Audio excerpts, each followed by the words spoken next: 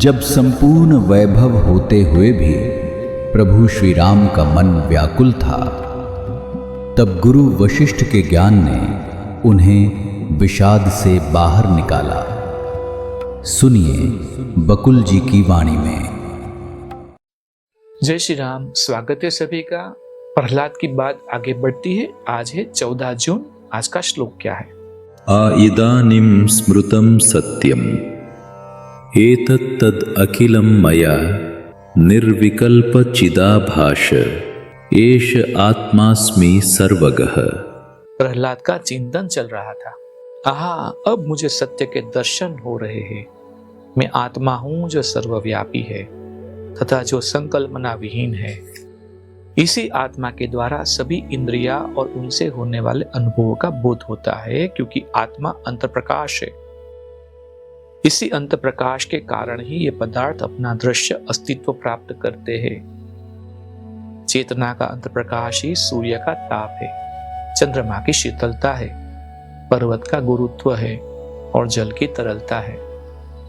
इस सृष्टि में प्रत्यक्ष होने वाले हर पदार्थ का कारण यही है, परंतु इसका कारण कोई नहीं। चेतना का कोई कारण नहीं, आत्मा का कोई कारण नहीं। आत्मा के कारण सब कुछ है। मैं इस आत्मा के प्रति मस्तक झुकाता हूं जो स्वप्रकाश है, जिसमें ज्ञाता और ज्ञान का, कर्ता और कर्म का भेद नहीं है।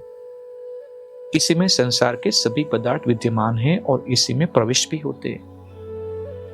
जब इसी चेतना के द्वारा विचार होता है तो ये सभी पदार्थ अस्तित्व ग्रहण करते हैं, और जब इनकी अविद्यमानता का विचार आता है तो ये अपने अंत को प्राप्त होते हैं। इस प्रकार ये सभी ससीम पदार्थ चेतना के असीमित आकाश में आविर्भात होते हैं। वे पहले पनपते हैं फिर छिजते हैं, जैसे छाया सूर्य के प्रकाश में पहले बढ़ती है फिर छिजती है। आत्मा या चेतना का यह अंतर्प्रकाश अज्ञात और अदृष्ट है। इसे इन्हीं लोगों ने धारण किया है जिन्होंने अपने हृदय का शुद्धिकरण किया है। महापुरुषों को इस दर्शन चेतना के विशुद्ध ब्रह्मांडीय आकाश में होता है। तीनों लोकों में आत्मा अविभाजित स्थिति में रहती है। अतः अनुभव करने वाली यह एकमात्र आत्मा ही सबकी अनुभव कर्त्री है। इसलिए कहा जाता है कि आत्मा के सहस्त्रों हाथ है और सहस्त्रों ही आंखें हैं।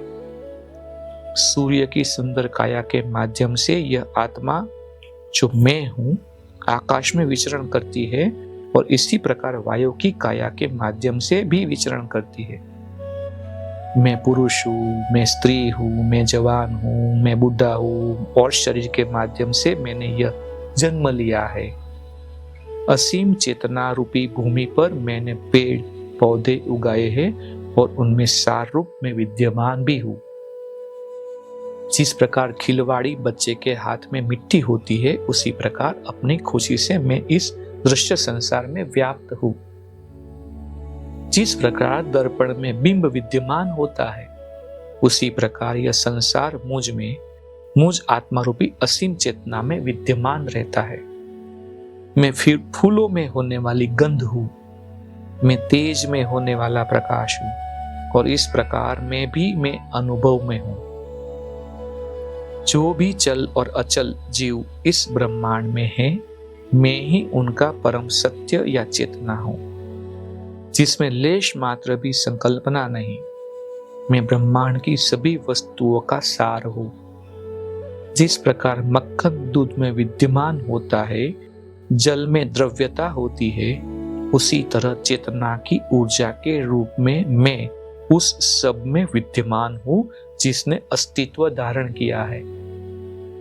बिना किसी पदार्थगत भेदभाव के भूत, वर्तमान तथा भविष्य का यह दृश्य संसार असीम चेतना में विद्यमान रहता है। यह सर्वव्यापक तथा सर्वशक्तिमान ब्रह्मांडीय प्राणी आत्मा ही है, जिसे मैं से अभिहित किया जाता है। मैं, यहाँ ये समझना, मैं आत्मा, मैं चेतना। और यहाँ भी विराम लेते हैं, देखते कल क्या होता है। जय श्री राम। इस ज्ञान यात्रा में हमारे साथ बने रहने के लिए चैनल को सब्सक्राइब करें और बेल आइकॉन दबाएं।